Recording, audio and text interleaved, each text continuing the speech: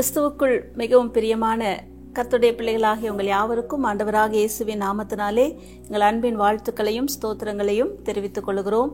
மறுபடியுமாக இந்த நிகழ்ச்சியின் மூலமாக உங்களை சந்திப்பதிலே மிகுந்த மகிழ்ச்சி அடைகிறோம்.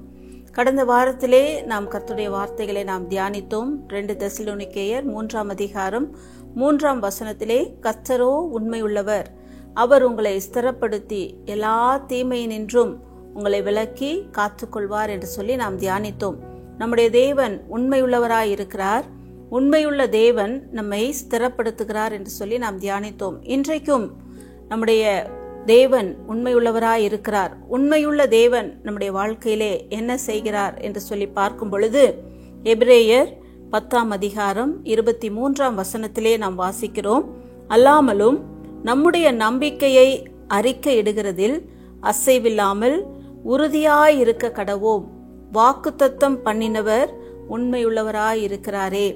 ஆம் பிரியமானவர்களே, நம்முடைய தேவன் வாக்குத்தத்தம் பண்ணின தேவன். வாக்குத்தத்தம் பண்ணினதை நம்முடைய வாழ்க்கையிலே நிறைவேற்றுகிறதிலே அவர் உண்மையுள்ளவராய் இருக்கிறார் என்று சொல்லி நாம் பார்க்கிறோம். நம் ஒவ்வொருடைய வாழ்க்கையிலும் அநேக வாக்குத்தத்தங்களை நாம் பெற்று கொண்டிருக்கிறோம். ஒவ்வொரு நாளும் கர்த்தர் தம்முடைய வார்த்தைகளை நமக்கு வாக்குத்தத்தமாக கொடுத்து நம்மோடு கூட இடைப்படுகிறார். அது மாத்திரமல்ல, ஒவ்வொரு மாதமும் ஆலயங்களிலே வாக்குத்தத்தங்கள் கொடுக்கப்படுகிறது. ஒவ்வொரு ஆண்டிலும் வாக்குத்தத்தங்கள் கொடுக்கப்படுகிறது. இப்படியாக வாக்குத்தத்தங்களை தேவன் நமக்கு கொடுத்து நம்முடைய வாழ்க்கையிலே அவைகளை நிறைவேற்றுகிறார். சில நேரங்களிலே ஆண்டவருடைய வாக்குத்தத்தங்கள் அவைகள் நிறைவேற தாமதப்படுகிறதை பார்க்கிறோம். கர்த்தர் வாக்கு பண்ணியிருப்பார், உனக்கு ஒரு நல்ல வீட்டை தருவேன் என்று சொல்லி, அல்லது நல்ல ஒரு வேலையை தருவேன் என்று சொல்லியிருப்பார், அல்லது உனக்கு ஒரு பிள்ளையை தருவேன் என்று சொல்லியிருப்பார். கர்த்தர் கொடுத்த வாக்குத்தத்தம் நிறைவேற தாமதமாகலாம். ஆனால் வாக்குத்தத்தம் பண்ணினவர் நிறைவேற்ற வல்லவராய் இருக்கிறார். தாமதமானாலும் வாக்குத்தத்தம் பண்ணினதே. அவர் நிச்சயமாய் அவைகளை நம்முடைய வாழ்க்கையிலே நிறைவேற்றி தருவார். எல்லாவற்றிற்கும் ஒரு காலம் உண்டு என்று சொல்லி வேதத்திலே நாம் பார்க்கிறோம். தேவன் அதினதின் காலங்களிலே எல்லாவற்றையும் நேர்த்தியாய் செய்கிறவராய் இருக்கிறார். ஆகவே ஏற்ற வேளையிலே கர்த்தர் எல்லாவற்றையும் செய்வார். அதுவரைக்கும் தேவனுடைய கரத்திலே நாம் பொறுமையோடு கூட காத்திருக்க வேண்டியது அவசியமாய் இருக்கிறது. அதற்கு உதாரணமாக நாம் வேதத்திலே நாம் பார்ப்போமானால், எபிரேயர் 11ஆம் அதிகாரம் 11ஆம் வசனத்திலே நாம் பார்க்கும் பொழுது, விசுவாசத்தினாலே சாராளும் வாக்குத்தத்தம் பண்ணினவர் உண்மையுள்ளவர் என்று எண்ணி கற்பம் தரிக்க பலனடைந்து வயது சென்றவளாய் இருந்தும் பிள்ளை பெற்றாள் என்று சொல்லி பார்க்கிறோம். பாருங்கள் பிரியமானவர்களே, சாராளை குறித்து இங்கு பார்க்கும் பொழுது, கர்த்தர் ஆபிரகாமுக்கு வாக்குத்தத்தம் பண்ணி 25 ஆண்டுகள் காத்திருக்க வேண்டிய ஒரு சூழ்நிலை.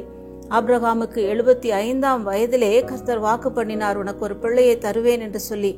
ஆனால் ஆபிரகாமுக்கு ஆண்டவர் பிள்ளையை கொடுக்கும் பொழுது 100 வயதாயிருந்தார். அப்பொழுது 25 ஆண்டுகள் தேவனுடைய வாக்குத்தத்தம் நிறைவேற அவர்கள் காத்திருக்க வேண்டியதாய் இருந்தது. ஆனாலும் கூட இங்கு பார்க்கிறோம், சாராள் வாக்குத்தத்தம் பண்ணின தேவன் உண்மையுள்ளவர் என்று எண்ணி அவரை நம்பி, அவள் வயது சென்றவளாய் இருந்தாலும் கூட தேவன் நிச்சயமாய் செய்வார் என்று சொல்லி அவரை முழு நிச்சயமாய் நம்பினதினாலே அந்த 90 வயதிலும் பிள்ளை பெறும்படியாக அவருடைய சரீரம் பலன் அடைந்தது என்று சொல்லி பார்க்கிறோம். அதே போலவே ஆபிரகாமை குறித்து நாம் பார்க்கும் பொழுது, ரோமருக்கு எழுதின நிருபம் 4ஆம் அதிகாரம் 20-21 வசனங்களிலே நாம் வாசிக்கிறோம், தேவனுடைய வாக்குத்தத்தத்தை குறித்து அவன் அவிசுவாசமாய் சந்தேகப்படாமல் வாக்குத்தத்தம் பண்ணினதை நிறைவேற்ற வல்லவராய் இருக்கிறார் என்று முழு நிச்சயமாய் நம்பி தேவனை மகிமைப்படுத்தி விசுவாசத்தில் வல்லவனானான் என்று சொல்லி பார்க்கிறோம். பாருங்கள் பிரியமானவர்களே, 100 வயதிலே ஆபிரகாமும் 90 வயதிலே சாராளும் வாக்குத்தத்தம் பண்ணின தேவனை முழு நிச்சயமாய் நம்பினார்கள். ஏனென்றால் அவர் வாக்கு பண்ணினவர் வாக்கு மாறமாட்டார். வாக்குத்தத்தம் பண்ணினவர் அதை நிறைவேற்ற வல்லவராய் இருக்கிறார். உங்களுடைய வாழ்க்கையிலும் கர்த்தர் உங்களுக்கு கொடுத்த வாக்குத்தத்தத்தை குறித்து நீங்கள் அவிசுவாசப்படாமல், நீங்கள் சந்தேகப்படாமல் அவைகளை நீங்கள் முழு நிச்சயமாய் நம்புவீர்களானால், உண்மையுள்ள தேவன் உங்களுடைய வாழ்க்கையிலும் அவைகளை நிறைவேற்றி கொடுக்க அவர் வல்லமை உள்ளவராயிருக்கிறார். ஆபிரகாமுக்கு செய்த தேவன், சாராளுக்கு செய்த தேவன், அவர் உங்களுக்கும் செய்ய அவர் வல்லமை உள்ளவராய் இருக்கிறார்.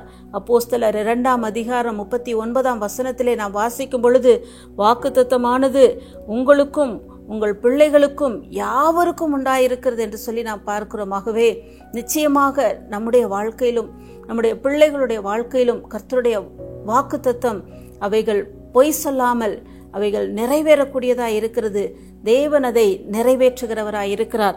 ஆகவே ஆபிரகாமை போல, சாராளை போல தேவனை நாம் முழு நிச்சயமாய் நம்பும் பொழுது தேவன் அவைகளை நம்முடைய வாழ்க்கையிலே நிச்சயமாய் நிறைவேற்றி தருவார்.